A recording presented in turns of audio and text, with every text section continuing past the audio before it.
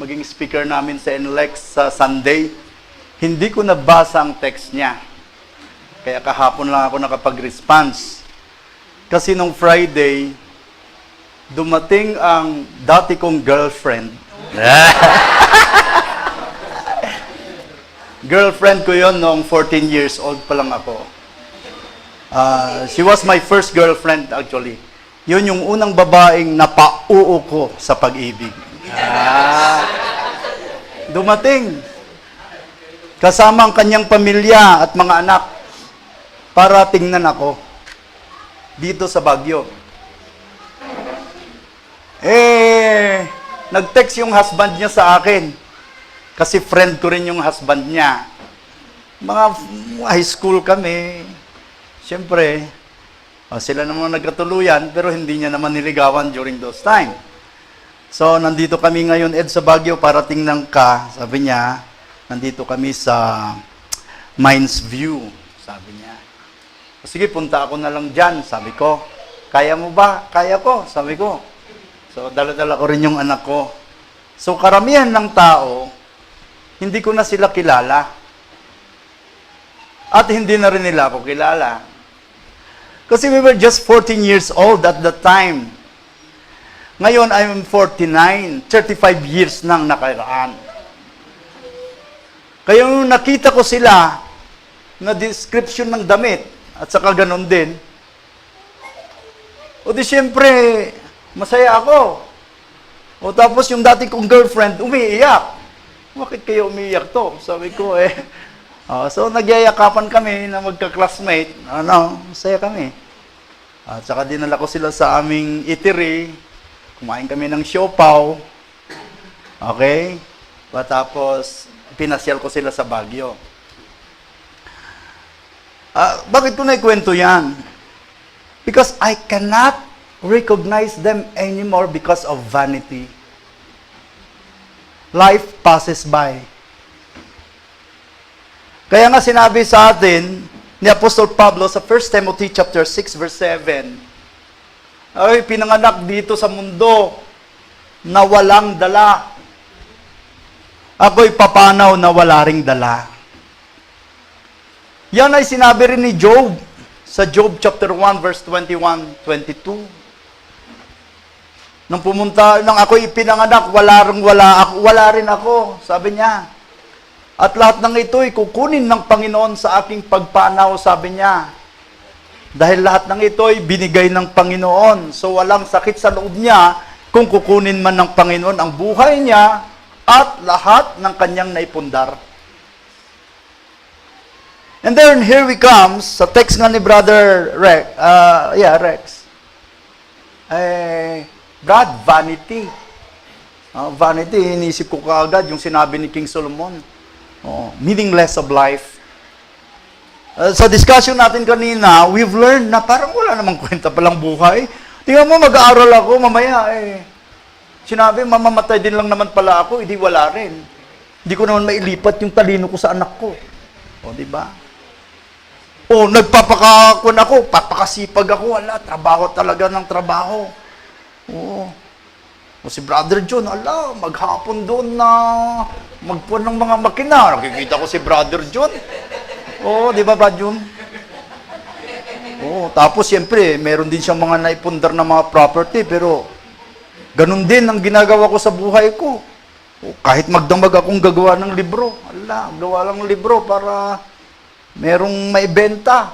Pagkatapos, kung kukunin ng Panginoong buhay na ito, hindi ko rin madadala yun yung mga binili kong mga lupa, hindi ko rin madadala. Kaya, seemingly, tama si King Solomon, tama? Useless sabi niya ano pa yung sinasabi niyang kuhan? Nagharap tayo ng kaligayahan, manood ng sine, bili ng television, mga ganon. Car, mga ganon. Masaya ka pag may kotse ka, di ba? Nang wala pa akong kotse, nakikisakay lang ako sa isang co-teacher ko na CPA lawyer na top number 1 sa CPA exam. Wala akong kotse noon. Magkapit-bahay kami. Sabi niya sa akin, Dwayne, pag pauwi na ako at sakay ka lang. Total, Aurora Hill ako, di bababa na lang kita dyan sa may Malvar. Okay. Thank you, Brad. Sabi ko. Masayang-masaya ako, ha? Kasi libre pa masahe na di ba? Sinabi ko pa sa kanya, Brad, kailan kaya ako magkakakotse? Sabi ko. Paano ba? Oo. Sinabi niya sa akin, itong kotseng ito, niregalo sa akin ng biyanan ko. Sabi niya. Kasi ginawa nila akong corporate lawyer, CPA and lawyer. Balingit kasi. Ang napangasawa niya, anak ni Balingit. Siyempre, alam mo naman Balingit, di ba? Binigyan siya ng kotse, ng biyanan niya. Kasi siya, yung corporate lawyer, CPA lawyer. Douglas Marilyn yan. Top number 1 sa CPA exam. Saka, salutatorian ng Ateneo de Manila College of Law. Magaling. Pero nirigaluhan pa, hindi nga nakabili Nirigaluhan ng kotse. Dahil nga he is representing their company. Kakahiya naman kung nag-jeep ako o nagtataksi ako na pupunta sa aming kliyente. Sabi niya, ganun. Buti ka pa, may biyanan kang bumili. Minsan nainggit tayo kasi magandang posisyon, maganda yung property. O yung kabataan, kagwapuhan, hamak mo. Parang di nga ako makapaniwala. Nakita ko yung picture ko sa Facebook. Nung nag-preach ako doon sa kaya wag niyo akong i-publish sa Facebook, ha? Naano ako. Kasi kalbo ako kalbo. Tapos, siyempre, may sakit ako. Ang ko, di ba, putlang-putla. Tapos, yung sa Trinidad, nag-preach ako last other Sunday. Nilagay nila sa Facebook. Pagtingin ko, naku, parang bangkay naman pala na ako. Dati, I was so happy pag nakita ko yung mukha ko sa Facebook. That's the face of a man. Palagi kong sinasabi ba? Pero ngayon, wow, sabi ko, bakit ganito? Because it faded away. Wala ka nang dapat may pagmalaki because vanity, one of the meaning of the vanity is the excessive pride and believing to oneself. Isa din yun. Vanity yan. There had been a time, grabe ang exercise ko, pamacho-macho. 3 months, dinevelop ang katawan na ito. Kaya pagpapasok ako, puro fit ang damit ko pag nagle-lecture ako. Tapos naka-breast, ganun talaga. Yung mga estudyante, kahit saan ako pupunta, nakatingin talaga, hindi sa lesson, sa akin. That's vanity. Vanity. Meron akong kakilala, mga anak na lang hindi pa pupunta ng hospital kung hindi naka-make up Ayaw lumabas ng bahay pag hindi naka-make up. That's vanity. Vanity pa rin yan. Diba? The vanity of labor also. Halos, hindi na matulog. Trabaho lang ng trabaho. Si King Solomon, ganun din nangyari. Sabi niya sa kanyang sulat. Talagang dahil sa experiment niya, wala ring katuturan. Kasi lahat ito, maiiwan natin, mawawala. So, sabi ni King Solomon, sa Ecclesiastes chapter 12, verse 13, lahat ng kanyang dinescribe from chapter 1 to chapter 12 ay talagang walang katuturan. Kung ang tao, sabi niya, ay walang Diyos. Because this is the whole duty of man, to fear God and obey His commandments. Yun ang sikreto. Para itong ating wisdom, para itong ating kaligayahan sa mundo, okay? Para itong ating mga positions at yung ating pagli-labor o pagtatrabaho ay merong kabuluhan. Wala talagang namang kabuluhan. Makita mo yung tao, wala namang purpose ang buhay niya kahit trabaho siya ng trabaho. Ang yaman-yaman niya na, nagpakamatay pa. Bakit? Walang purpose, hindi niya. He cannot recognize and he cannot feel the meaning of life. Diba? Kita mo, ganda-ganda nga, artista nga, nagpakamatay pa. Bakit? Hindi niya na-appreciate yung beauty na binigay sa kanya ng Panginoon. Sobrang talino. Summa cum laude nga. Oo, sabi nila, UP graduate. Oo, summa cum laude. Bumagsak sa board examination. Hindi matanggap because of pride. Nagpakamatay. Tumalon sa building. Hamak mo, may mga ganun ng mga tao. Because they could not learn, they have not learned the purpose of life. So, the vanity of wisdom, sabi ni King Solomon, in much wisdom, na pag-aralan natin kanina, there is much grief. And increasing knowledge results to increasing pain. Why? Because the more you learn that you do not know more. Habang nag-aaral ka, doon mo malalaman na kukunti lang ang alam mo. Kaya nga sa Desiderata, do not compare yourself to others, sabi niya. Oo, kung alam mong matalino ka, meron talagang mas matalino pa rin sa'yo. Oo, kung magaling ka, may mas magaling pa rin sa'yo, sabi niya. Kaya be just satisfied. Oo. Nung bata pa ako, bubo ako Grade 1 ako. Ayun nga, kung naikwento ko na dito, meron akong classmate na si Elizalde Salvacion, doon ako kumukopya. Best friend kami. Oo, best friend. Parehas kaming batang yagit. Kasi ang mamang ko palagi sa ospital, wala rin nag-aasikaso sa akin. So, pumupunta ka sa school, dungis-dungis ka, nakapaa-paa. Yung nanay niya at tatay niya, naghiwalay din. So, sa tatay niya siya nakalagay. Yung nanay niya, wala doon sa bahay nila. So, pumupunta kami sa school, talagang kadungis-dungis, mga ganon. Nakapaa-paa, kung minsan nakatsinelas. Letter S siya, letter V ako. S and V. Naggamagano lang ako sa papel niya. Ang talino niya. Oo, pag nag-oral recitation, sinasabi niya lang sa akin yung answer. Believe na rin sa akin yung teacher ko. Bubu ako Hindi ako marunong basa. Walang nagtuturo sa akin magbasa.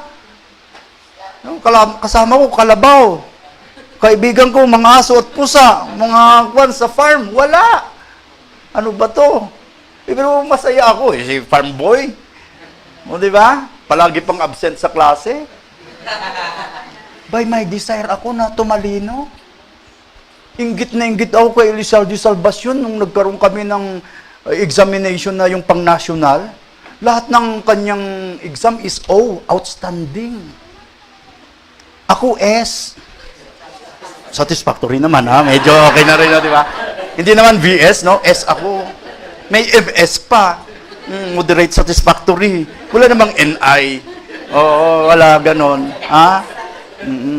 Pero, wow, grabe naman. Talaga. Nag-grade 2 kami. Hindi ko na siya classmate. Problemado na ako. But I have the desire na magaling ako. Kasi sinasabi ng tatay ko, magaling ka. Sabi niya, tatay ko palaging sinasabi, magaling ka, kahit bubu ako, magaling ka. Sabi ng tatay ko, medyo confident ako, magaling ako Sabi ng tatay ko Pero hindi ako makabasa ng mabuti. But the desire to become intelligent was always there. Hanggang sa nagkaroon ng time na talagang nagkaroon ako ng para bang liwanag na kahit anong basahin ko, na memorize ko. Dahil ayaw na akong papasukin ng teacher ko sa loob ng klase. Dahil 2 weeks akong pina-absent ng tatay ko. Drop ka na, sabi ng teacher. Parang nagpuan yung mind ko. Hindi ka na pwedeng mag-grade 3. Magpa-final exam na kami. Huwag ka nang pumasok, sabi ng teacher ko. So, nandun lang ako sa may bintana, nakaganon. Sabi ko sa tatay ko, tatay, pag umabsent daw ako ulit, ida-drop na ako. Nagsinungaling na ako kasi ayoko nang umabsent Pero drop na ako. Sabi ko sa mga ate ko, bakit hindi niyo ako pinagpaalam? Inahiya na kami Every week kasi umabsent ka Hiyang-hiya na kami sa teacher. Yun, 2 weeks na yun Palagi na kaming pinapagalitan. So that was a challenge, no? Na gusto kong mag-grade 3, hindi ako pwedeng mag-grade 3. Kasi sinabing drop na ako, but during the final examination, nandoon ako. Sa labas ng klase. Inawag ako ng teacher ko. Lika nga dito. Naku, pinapatigas ko na yung puwit ko, papaluin na naman ako. Kasi noon, pinapalo kami ng kawayan eh. Gumaganon lang yung puwit mo, patigasan lang ng puwit yan. Sabi ng teacher, gusto mo mag-test? Yes, ma'am. O sige, bigyan na lang kita ng chance. Mag-test ka. Test ako exam eh. The next Monday, ibibigay na, mga 8 subjects yan eh. Bibigay na yung result. Hindi binibigay ang papel ko. Hindi binibigay. Bakit kaya? Sabi ko, nansiran ko naman lahat Sigurado ako Sabi ko, 100% sabi ko, posible na may mali ako doon. Sabi ko, ganun ang confidence ko. Kasi talagang simulan ko sinabi ng teacher ko na hindi ka na pwede mag-grade 3. Nag-aral ako ng grabe. Na talagang kahit papaano, kahit period, minimemorize ko na eh. Lahat ng notebook ng mga classmate ko, kinukopya ko na. Oo. Nagkaroon na ako ng parang, dati-dati, wala akong time, mga ganun. No, may time talaga. I have to do something. Kasi talagang nakakahiya, hindi na ako pwedeng mag-grade 3. Tapos, nung last na yung papel ko, kinuha ng teacher, Edwin, anong ginawa mo during the exam? Ma'am, nagsulat. Sabi ko, syempre, nagsulat ka na. And then, nangopya ka, no? Sabi niya sa akin, ma'am, paano ako kukopya, ma'am? Sabi ko, sinong kukopyahan ko? Sa labas. That's impossible. Ma'am, hindi ako nagkopya, sabi niya. Harapan pa ng mga classmate ko, sasabihin mong kumopya ako. Kahit kumopya ako, sasabihin kong hindi. Di ba?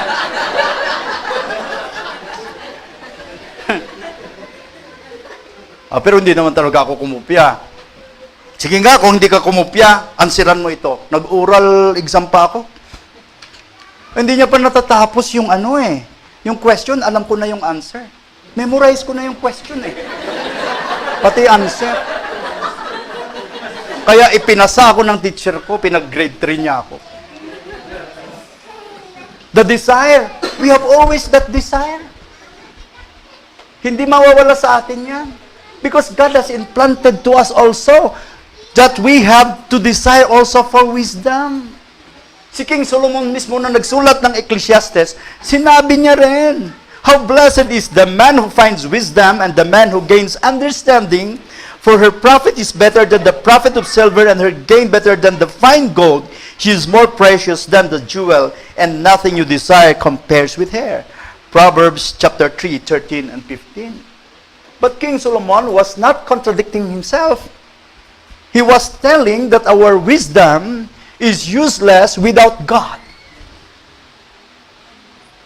Alam niyo, mga kapatid, nung ako'y sinabihan ng teacher, na hindi na nga ako maka-grade 3, natuto akong manalangin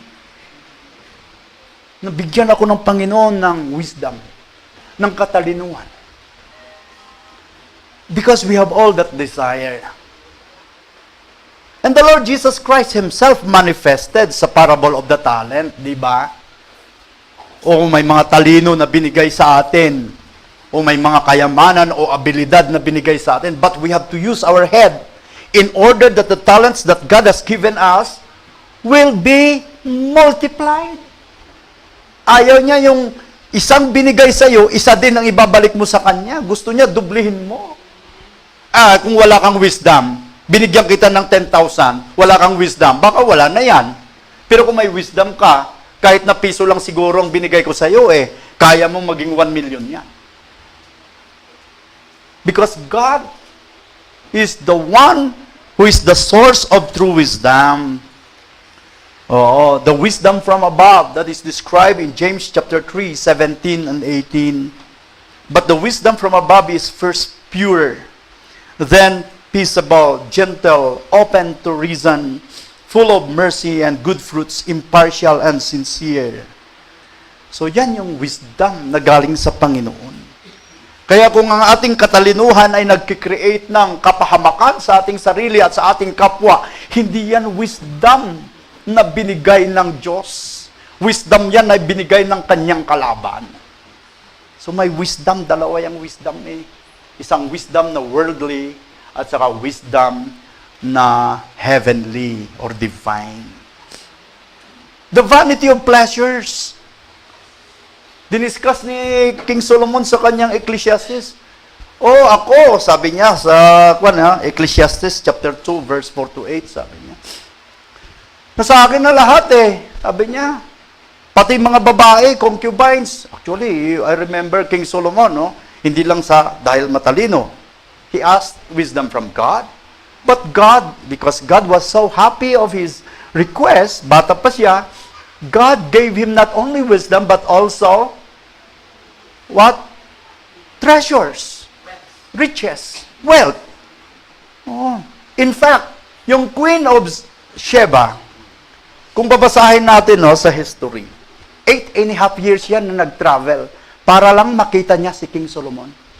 8.5 years. Nung nakita niya si King Solomon, sabi niya, wala pa sa kalahati ang nasabi sa akin tungkol sa iyong kayamanan at katalinuhan. Grabe. O, di ba?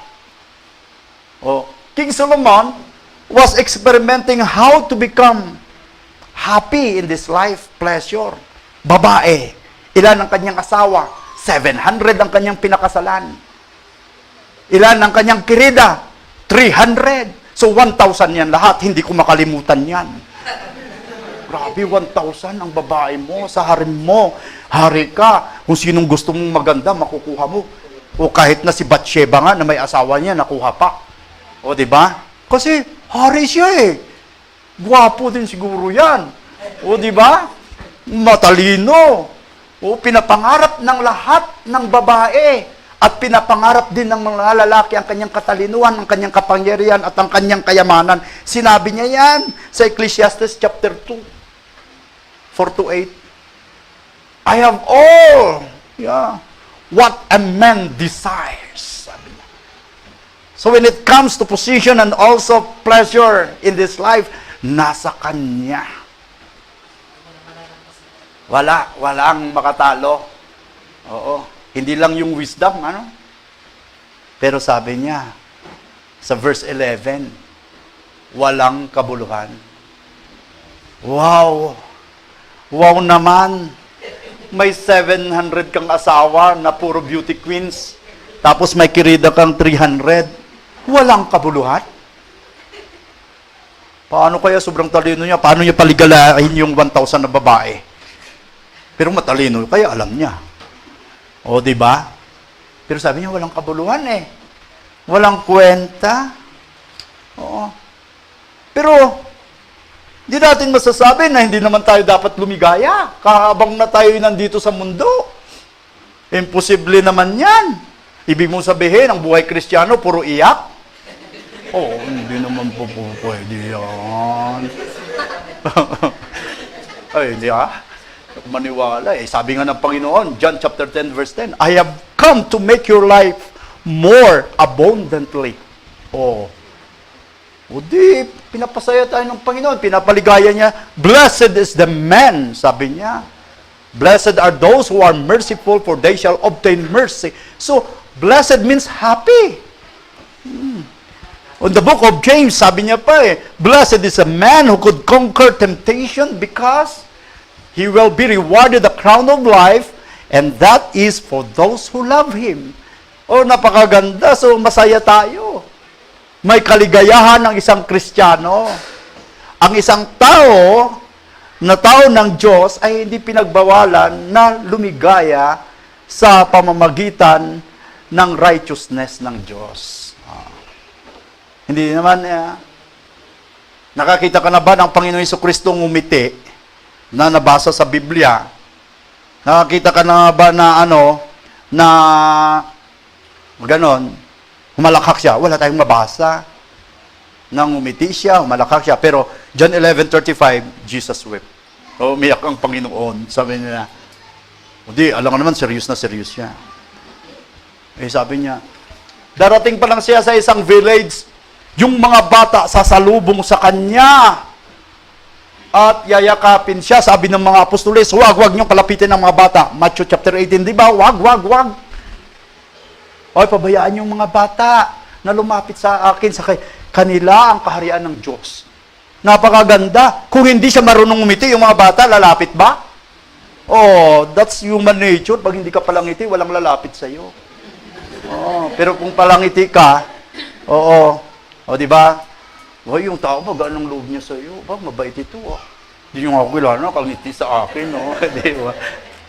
Kaya yun yung sikreto ko rin. When I was in my high school, gusto ko magpresidente ng paaralan. First year pa lang ako, lahat na ngingitaan ko na yan. Ngiti na ako ng ngiti. At di ko kilala, ngiti ako ng ngiti. Here comes. First year pa lang ako, na-elect na ako kaagad ng secretary. Secretary na ako kaagad. Hindi ko alam ang gagawin ko. Kasi gusto ko mag-presidente. Pero natatakot pa ako mag-presidente. I do not know what to do.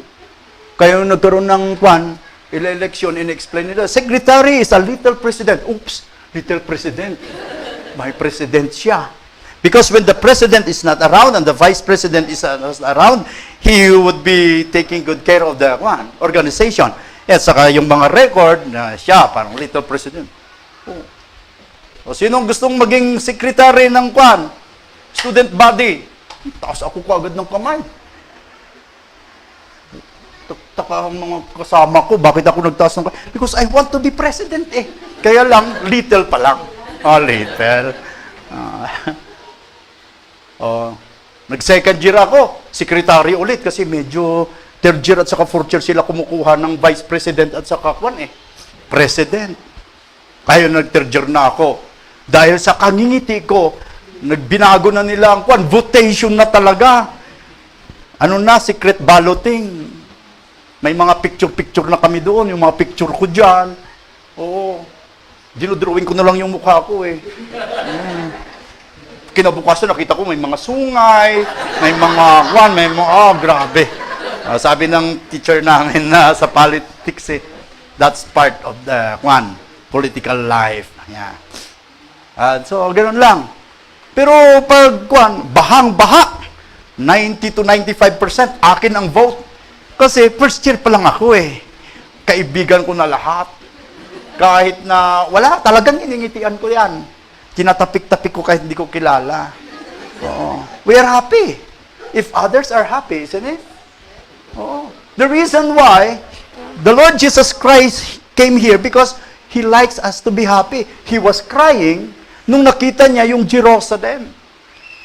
Jerusalem, Jerusalem. Ang dami ng propetang pumunta sa inyo. Pero kawawa kayo. Kung ang mga propetang pumunta sa inyo ay pinapunta na ko sa Sodom and Gomorrah, sana nagsisi na ang Sodom and Gomorrah, sabi niya. Pero kayo, hindi pa rin kayo nagbabago, sabi niya sa Jerusalem. Umiiyak siya kasi hindi nagbabago ang Jerusalem. Kasi ang kanyang purpose is to make people happy with Him in heaven. That's the reason why our purpose in this life is to choose the happiness that we should have. It is not the happiness that we want, but it is the righteousness, the happiness of righteousness which is in God. Apostle Paul told us in the book of Philippians that rejoice in the Lord always, and again I say rejoice. We are commanded to be happy. And every day in our life we have this hope. Di ba? Kahit na nagkasakit tayo, happy pa rin. Kasi siyempre, naman tayo secured naman tayo secured naman tayo. Kaya nga, last Sunday ba yun? Nung sila Brother Ed, nag-despedida. Usap-usap kami dyan sa likod. May mga nagtanong din sa akin na, Brad, ano ba ang lesson na nakuha mo nung ikay nagkasakit ng kanser? Ka sa kanser? Pati sipon ko na microphone. Sabi ko, ang pinaka magandang lesson sa buhay sa nangyaring ito sa akin wala nang iba Lahat ng ito'y baliwala, sabi ko, sa Panginoon na lang, sabi ko. Kung ano man ang nasa akin, ano talaga yan it's just temporary. But what is more important is the spiritual. So our happiness is spiritual. Our fellowship with the brethren is a happiness which we could not buy. Ayun, mga fellowship, ganyan. Happiness sa family, lahat tayo naniniwala sa Panginoon, nagsasamba, umaawit. Masaya. O mayroon kang mga kapatid, o may asawa ka na na-understand ka sa iyong mga pagkakamali, that's happiness. Kaysa naman na yung partner mo sa buhay na di ba, nangako kayo sa hirap at ginhawa, hanggang ginhawa lang. Pag hirap na, wala na. May mga ganun, di ba? That's not happiness. But if your partner is a Christian, hindi ka niya iiwan. Talagang mahaligaya siyang paglingkuran ka. In the book of Ecclesiastes, si King Solomon din, sinulat niya rin. Rejoice, young man, during your childhood, and let your heart be pleasant during the days of young manhood. And follow the impulses of your heart and desires of your eyes. Yet know that God will bring you to judgment for all these things. So remove grief and anger from your heart, and put away pain from your body, because childhood and the prime of life are fleeting. Rejoice, sabi niya, bata ka pa, masaya ka na. Pero alalahanin mo lang may judgment. So ibig sabihin, be careful of what happiness would you want to engage in. Hindi po pwedeng kahit ano na lang. The pursuit of our pleasure in this life, brothers and sisters, would always entail to us, to remind us, that we should consider our responsibilities. Okay? Spiritual responsibilities. Our spiritual responsibilities is that we would always ask, would Jesus be happy if I'm going to do this? Yun Kung gagawin ko ito, masaya bang Panginoong Diyos, Panginoong Hesukristo, na nagbigay ng kanyang buhay sa akin? If the answer is yes, then go. But if the answer is no, do not participate on that happiness. Correct? Oo. Kaya nga, nung estudyante pa kami sa Philippine Bible College, may question na ganyan Pwede ba ng isang preacher ay nandoon sa loob ng pub house, diskuhan, o inuman? At what purpose? Yun ang mga tanong Christian ethics kasi Iserta ni Kalang teacher namin. At what purpose? Para mag-preach. Tingnan mo naman ang lugar. Bakit naman ka naman sa loob ng kuhan, mag-preach ka? Ano ba naman yan? Imposible. Batuhin ka nila doon ng bote. Di ba? Posible. Ganon yun. The vanity of possessions. Yung kuwan natin, positions, yung kagwapuhan, nakikwento na kanina, na nag-fade. Yung position natin, aglat-late, yung mga kuwan natin, di ba? Kotse, mamaya, may kuwan na, lati na. Kanina nga, nagluto ako ng kuwan namin, pagkain. Meron pinag-aanuhan ko ng pizza. Tinignan ko, bakit may na ito? May rust na. So, hindi ko na ito pwedeng gamitin, sabi ko. So, paglalagyan na lang ng nilinis ko. Tapos, inisprehan ko nung WD. Tanggal ang kanyang kwan. Pero, ibig sabihin nun, ang ating mga gamit ay talagang, may time talaga na mawawala. Yan. Kasi hinahanap ko nga yung aking short pan nung bata pa ako, wala na ngayon. Wala na. Di ba? Remembrance na lang sana. Di ba? Wala na. Brief, wala naman akong brief noon, kaya wala talaga. Wala talaga. The vanity of our position. Even our houses. Even kingdoms. Kita mo, hinuhukay nila sa archaeology. Hinuhukay nila yung mga kingdoms noon. Abak mo, kingdoms yan. Thousands of people, or maybe millions of people nakatira dyan, tapos wala na ngayon. Bakit nasa ilalim na ng lupa? O hindi lang bahay. O sa kanilang paghukay, may nakukuha pa silang mga skeleton ng mga giants. Oo, grabe ano? Ay, may mga giant. Sabi niya sa Genesis chapter 1, chapter 6, verse 4, may giants noon eh. May giants. Pero wala na sila. O, di ba? O, so makita natin na, wow! Oo, wala na yan. Kaya nga sabi ni King Solomon, nasa akin yung mga garden, vineyards, houses, parks, ponds, lahat, sabi niya, nasa akin, gold, female singers, concubines, nasa akin, sabi niya. Oh, pero walang kwenta. Sabi niya. Walang kwenta. Di mo madadala sa langit yan. Di mo madadala sa hukay. Pero kinakailangan bang maging tamad tayo para hindi mag-accumulate ng position? Hindi naman. Kawawa ka naman kung wala kang bahay. Naman. Kaya nga nung nagbibinata na ako, nag-advise ng tatay ko sa akin. Sabi ng tatay ko sa akin, 8 years old pa lang, naglayas na ako. Sabi niya, di ko kayang latigo ng lola mo. Sabi niya, latigo ang tatay ko eh. Kaya, kunting mali lang, latigo ka agad. Yung tatay mo, tatay, ay wala na, namatay na. Nung 8 years old ako, namatay ng lolo mo, sabi niya. Kaya naglayas na ako, sabi niya. Nag-aral ako, sarili ko, sabi niya. Punta ako ng Manila, dishwasher ako. Nakagraduate siya, ay nakatapos siya ng 3rd year high school.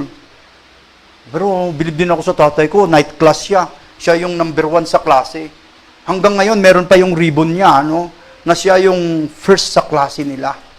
Ribbon lang yun, Yung bata ka na kung tatay ko, number 1 sa klase, o first honor sa night class, masaya ka, di ba? Dadalawa lang naman ang ribbon sa bahay namin. Yung ribbon ng mamang ko at ribbon ng tatay ko. Yung ribbon ng nanay ko, most talkative. Yung sa tatay ko, number 1. Magaling mamang ko magsalita. Oo, magaling. Nandun pa rin. Most talkative. Black ang kulay. Black. Yung number 1, red. Ay, yung bata kami, hindi namin yun. May ribbon ng tatay at nanay namin, magagaling sila. Ayun palaging nasa isip namin eh. Walang medal noon. Hindi uso ang medal. Di ba? Ngayon, medal na, no? May kulay pa, gold, silver, and bronze. Minsan, nagkukuhan ka pa. Uy, bakit third ito? Bakit gold naman? Pero may nakasulat, bronze. Ayun, totoo talaga. Gold ang kulay, pero bronze talaga.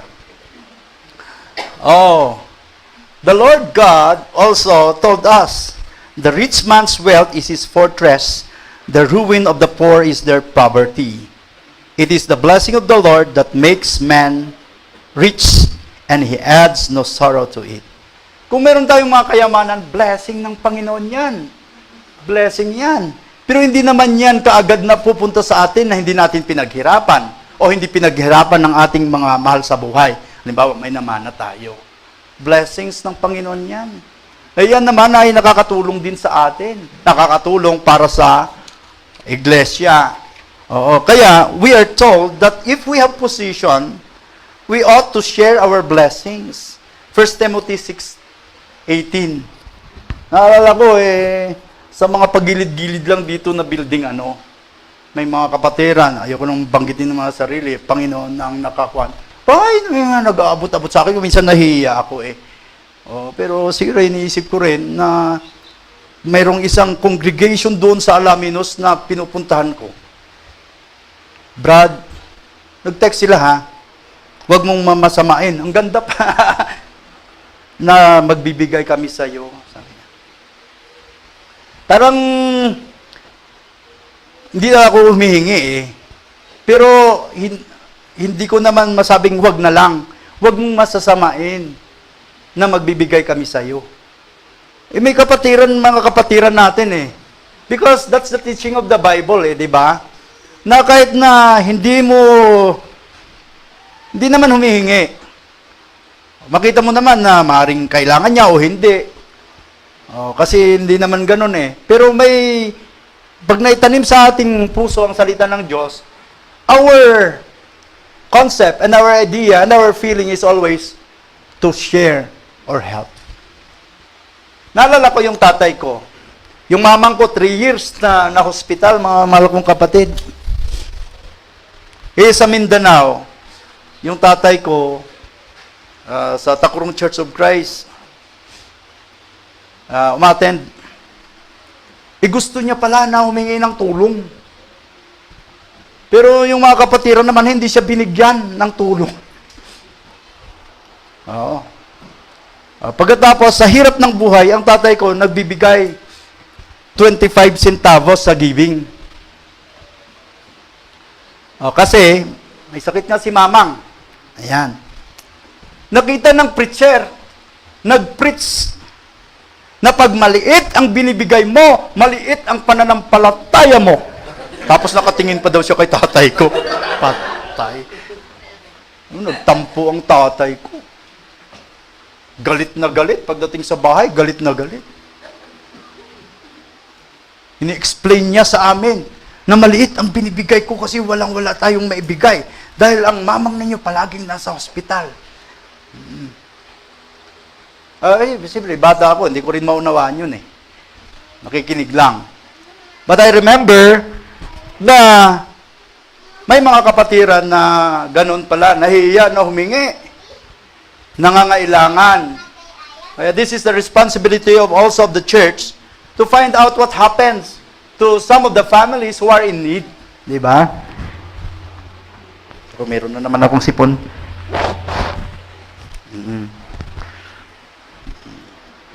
And in the pursuit of position, we should always remember that to guard ourselves against developing the love of money. Yung love of money kasi is the root of all evil. Yung wala ka nang iniisip kundi sarili mo, pang sarili mo lang, lahat ng kinita mo. Ayun naman ang delikado. Yun naman ay hindi maka-Diyos. And lastly, brothers and sisters, is the vanity of labor. Yung pagtatrabaho. Merong Chinese na nagsabi sa akin, 9 years old ako, sabi niya, umalis ako sa China, pumunta ako ng Hong Kong. Ginawa nila akong taga-wash, taga-lampaso, para lang makakain. Every day, nandun ako sa kusina, tinitingnan ko yung ginagawa noong cook. Tapos, ginawa nila akong taga-slice, hanggang hanggang sa naging natuto siya sa lahat ng luto ng masasarap. Siyang nagturo sa akin ng siopaw. Nung nakita niya ako, gusto niyang makisosyo sa akin sa negosyo. Tinuturuan niya ako ng mga Chinese food. Mayaman siya. Kaya lang, ang kanyang makina, nung pinunta niya sa Pilipinas, para magsosyo kami, lumubog lahat dahil lumubog ang barko sa Cebu. Kaya nung tumawag siya, hindi na matutuloy ang aming pagkasosyo. Babalik siya sa Hong Kong. That was when I was still 32 years old. Matanda na siya, 69. Ang wife niya, 34. Palagi niyang binabanggit sa akin na pag namatay na ako, bahala ka na sa family ko. Palagi niyang sinasabi. Oo. But sabi niya, hindi ko makakalimutan, kahit na nawala na yung mga makina ko, sabi niya, I have still my hands and the skill, sabi niya, I can reproduce it. Pero sa Hong Kong nga lang siya ulit eh. Makita natin mga mahal kong kapatid na, is there vanity of labor? Sabi ni King Solomon, meron. Kung nagtatrabaho ka na wala kang purpose sa buhay. Trabaho ka lang ng trabaho para lang sa'yo. Walang purpose kasi hindi mo madadala yan. Pero kung nagtatrabaho ka para may mamanahin ang iyong pamilya, nagtatrabaho ka para may maibigay ka sa Panginoong Diyos, sa iglesia, sa trabaho ng iglesia, nagtatrabaho ka para may maitutulong sa mga nangangailangan, ang sarap ng ating buhay. My purpose. So life would not be vanity at all. The Bible tells us in Proverbs chapter 14 verse 23, in all labor there is profit, but mere talks leads only to poverty. Talagang trabaho talaga, skill. Oo. Kaya nga, yung sinasabi nila, siyempre malapit ng eleksyon. Pobre pa rin kami hanggang ngayon, pobre pa rin kami. Sabi ng mga taong dami nag-complain. Tanungin mo sarili mo, bakit ka pobre? Bakit wala kang makain? Huwag mong idahilan ng gobyerno na, I don't know, kahit na sino siguro magpresidente, ganun pa rin ang buhay natin kung di tayo maging masigasig sa buhay. Tama? O naman. Kahit sino dyan, magpresidente. Mga pangako na, mababago ang buhay nyo, magiging mayaman. Imposible. Imposible yan. Ako, 49 years old na. Si tatay ko palaging nagkukwento sa akin. Sabi niya, ganun pa rin. Kahit anong mangyari, ganun pa rin tayo. Sabi niya, magsikap ka na lang. Wala, sabi niya. Binibigyan ka ng 1,500 or 3,000, halimbawa a month, yung dole out. Ano yan? Gusto mo yun, na ganun ka na lang habang buhay? No, yan. That's not the plan of God. Di ba?